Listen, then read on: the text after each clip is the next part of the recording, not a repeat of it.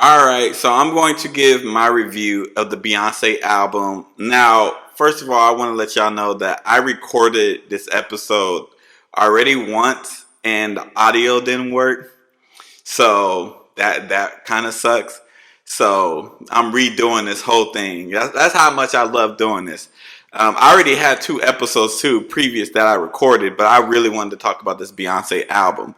So I am doing my review of the album, but before I give my review, I just want to let y'all know that I listened to this album like 4 different times. I listened to it working out. I listened to it going to work. I listened to it cleaning my house. I listened to it at work. So I've listened to this album in multiple different situations. I haven't got to listen to it like in a big gathering.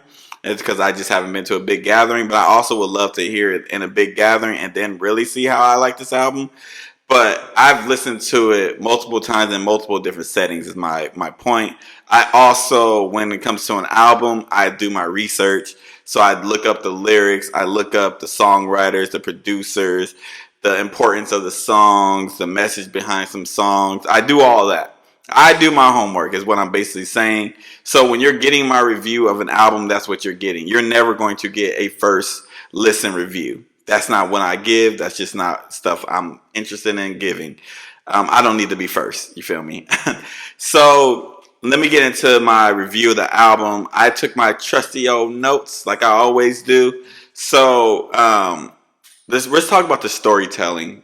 The storytelling on this album was amazing, phenomenal storytelling. Like I was like surprised that like the storytelling was as good. I don't know why, honestly. I don't know what I expected, but from the opening song to her talking about her experience like at the CMAs and being vulnerable and all that type of stuff, like that's something I never would have expected, especially like from the early days of like Beyonce. You would have never expected her spilling her guts out the way that she does on that song. So that's already let me know, oh man, we about to get some heat. Like to hear her talk about that and like hear that song, like it gave me chills, like I was like, oh, whew, I don't know what to expect. I wasn't expecting that. And then the second song, Blackbird, it has her talking about like the black struggle, and I think it was like iconic, and that's the word I want to use. That for her to use her platform to put country artists who don't get the credit, who aren't getting the shine, who get overlooked, for black women on the track who don't get the shine and country and the genre has overlooked. And then on top of that, with the message of the song and it being a cover of a Beatles song, it's crazy to me. And I was like, the first two songs, I was like, what is she about to give us? Like this storytelling on this album, it's crazy how every song has its meaning and it means something. It's not like wasted songs. And I personally hate when people give us albums and it's wasted songs, like filler songs. I hate filler, whether it's a filler episode on a TV show, a filler on a song. I don't like filler, and she didn't give us that. Like Protector talks about her being the protector for her daughter, which is like hearing all these things and the stories behind these songs is like crazy to me. Like I can go on and on about the storytelling, and I am a big fan of storytelling. If you know anything about me, or if you want to know something about me, I am a big fan of concept albums. I'm a big fan of execution. I'm a big fan of storytelling, whether it comes to hip hop, R&B, country, pop, whatever it is. When it tells like a story and it's like a complete story and done well, I'm always going to be a fan of that. Storytelling on this album is perfection. Perfection.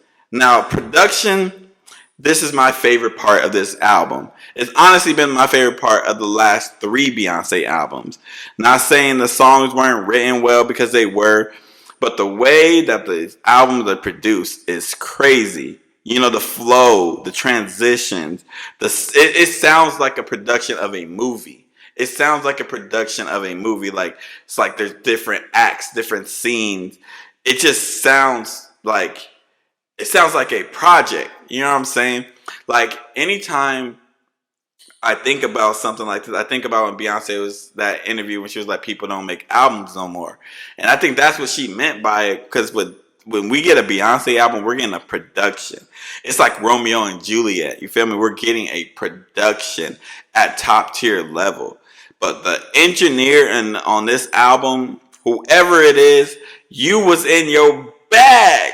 You was in your bag. It was all heat, all heat. Like we're getting some top tier like production, and it was nice to see her like using like producers and using like artists that like usually like do hip hop and R&B. Like you heard Thundercat on there playing instruments. You heard Da got that dope.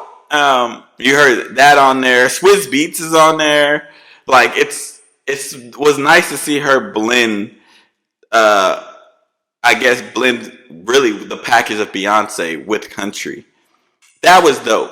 You know, but it's this. I'm not gonna act like this is like the traditional country album because it's not. From what I even know about country, and I'm not the biggest country fan, but I know this isn't the traditional country album. This is a Beyonce album. And I love that she put that statement out like this isn't a country album. This is a Beyonce album because that's what this is. It's a Beyonce album. It's country for somebody like me who don't really like country. I like the big songs. I know like the big artists, but I don't know like the album cuts, the deep cuts. Like I know Tennessee Whiskey, like songs like that everybody knows. I love the album. I loved it more and more on each listen, and especially like doing the research and finding the meaning out behind the songs, reading the lyrics to the songs, um, catching like the production and all that type of stuff, the stories behind the songs, all of that stuff made me love the album more and more and more. Big fan of this. Now we're going to take a break. Oh, before we take the break, I want to give my favorite 5 songs from this album. My favorite 5 songs.